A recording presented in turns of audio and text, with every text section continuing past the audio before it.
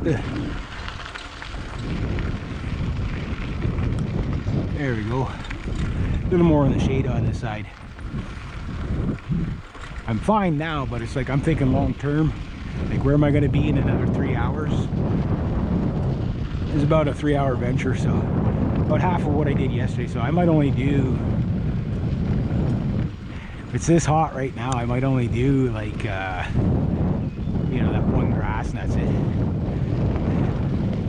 A lot of energy. I've already had to put an extra ring in my belt there, so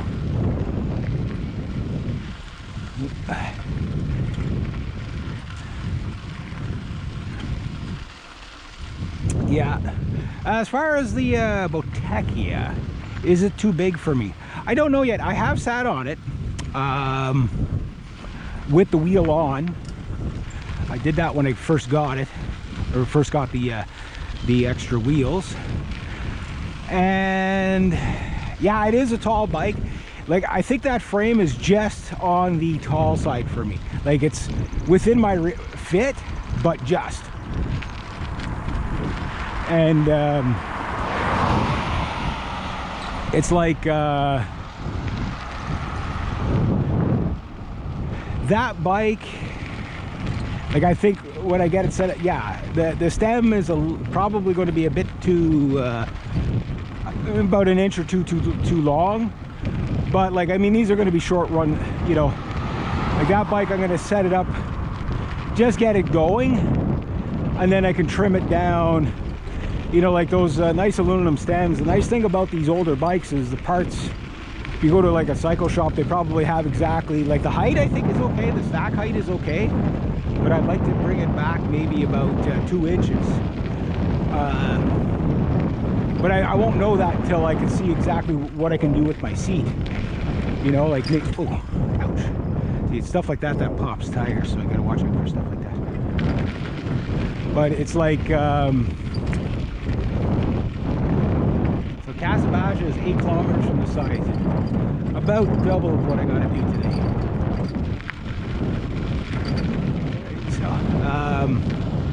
Right, so, long story short, when I get the bike up and going, I just really need a 5-speed cassette that fits that wheel that I got, and then because the wheel's aluminum hub, aluminum. You know, rim, everything like that, and it's pretty cool. Like, I mean, it's put her in easier mode. It's really nice. Like, it's really nice, and I do believe I will get it to fit me fairly well, but I might have to do some tweaks, right? And that's just, you know, keeping it cheap. But what I can learn with this bike is a lot of stuff. For example, like I say, you can buy parts cheap. So before I build my super bike, maybe in the future, if I'm still able to, say, over the next 5 years still cycle, because I probably don't have too many more years of doing stuff like this left. You know, like, the hard labor is bad enough, let alone having to cycle everywhere on top of that, right? So I gotta cut this grass. Right now is the time to cut this grass because it's in the shade right now. But I might leave it till Friday, because they're not coming up till then anyway. Somebody threw trash on my clients.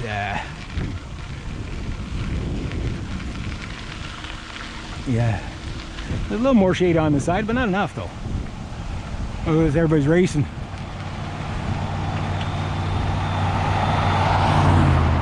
You know, I don't have to race in the morning because I leave on time. There's a dump truck carrying a dump truck. That's one way to save money, though. Yeah, I need 2 dump trucks, okay? I'll carry the second one.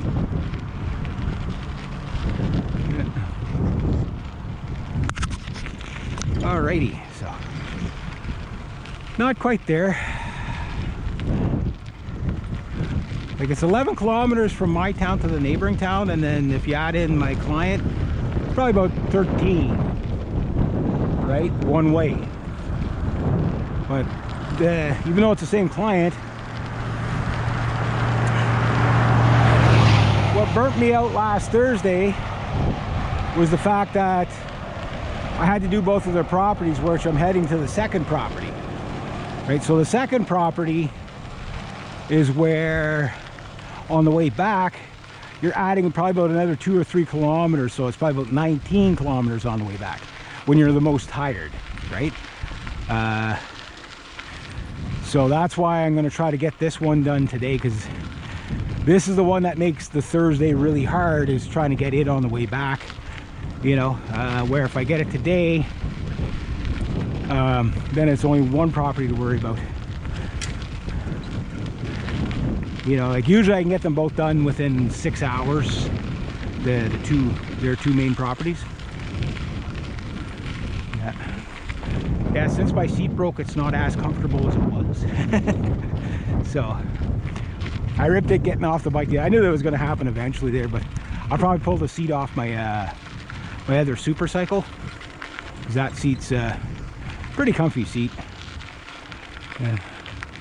One thing about these bikes is that they're geared low enough that you can be pretty relaxed while you're riding. It's just the bikes themselves are too heavy. So if this thing was like all made out of aluminum and only like 30 pounds, it'd be just an absolute pleasure to take long distances. Cousin Bill, oh, look at the lake.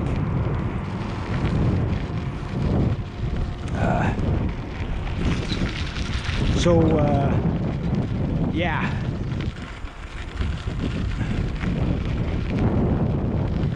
Yeah, I'm gonna have to change the seat, because it seems like when you break up the seat, then the foam's not doing its job quite as good as it can. So it's good to know this now.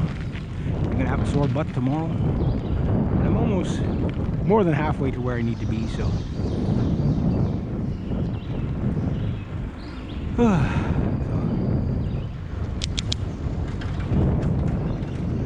there. I don't like riding on that stuff more than I have to, because it's like, yeah, I'm not even going to say it. I have enough broken things, you know what I mean? I don't need to be kicked anymore. You know, anybody need a toilet?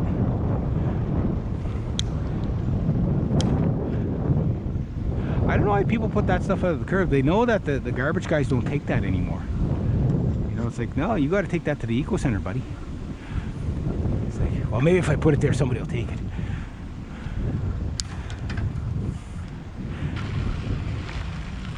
You never know. If you want it gone, you got to put a sign on it saying 50 bucks. Someone will steal it, because they'll think it's worth 50 bucks. I seen that. Forget, I don't know if it was Chicago or New York or whatever. Guy put out free fridge. He put it out there. It was out there for like a month. Then he put $100 on it. It was gone the next night. It's like, yeah, it's like freaking people, eh? Gotta steal everything. Yeah, but it's one way to, you know, recycle though. It's like, yeah, I'll get them to steal my junk. Good fridge, free. Yeah, no one's taking it. 100 bucks, gone, stolen right away. Nice. Well, I'm almost done to the corner here, and I gotta go in a bit. I think I gotta give my butt a break there. Yeah, no, ripping that seat wasn't a good. That didn't make life easier for me. Yeah, life easy for me.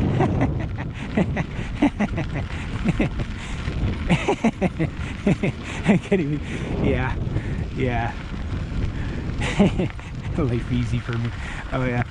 There we go. Yeah, have a chuckle at that one. There, geez. And I'm not even trying to make life harder for myself. You know what I mean? Like it just happens. All right, time to gear down for some off-road. There we go. Okay. So this is about not quite 5 kilometers. One thing I like about these upright bikes is that you can do shoulder checks no problem. Now this is a bit of an uphill, or a up gradient the whole way in. The downside to here is when it dries right out, it's so dusty. So if I'm cycling on this, while people are going by on their vehicles, I'm gonna be like literally the gray man. I'm gonna be covered in dust. So I don't have far to go in here, maybe about 2 kilometers or so, maybe 3. A lot easier on this than it is on the mountain bikes. The mountain bike, that purple one, like I got the legs sorted out, but I do think that seat is just in a weird position because it's flat on the end. And I think that seat is what's making that bike so uncomfortable, next to that I'm too forward on the bars, forward on the bars, leaning on the bars, and I have too much weight on my wrists and stuff. Oh great, here comes the horse flies and the deer flies already. I'm gonna die. Oh. Yeah, it's bad enough with all the heat and then having to cycle and then get bit by flies for the entirety of your shift while you're sweating to death. Like it's like, yeah. Again, don't worry about me ever trying to make life easy for myself, eh? Like, I almost give up at this point. Yeah. Zipping along good though. So looking at other bikes, you know, like the bike that makes the most sense for guys like me is a hybrid, but I do want a road bike too. It's just, if I have to take roads like this, the road bike's going to be more for fun, you know. The paved road's bad enough. You know, this is like, I used to take road bikes on this and stuff like this all the time. Now, if you get a gravel bike, you're okay. If you get a gravel bike, you can take stuff like this, no problem.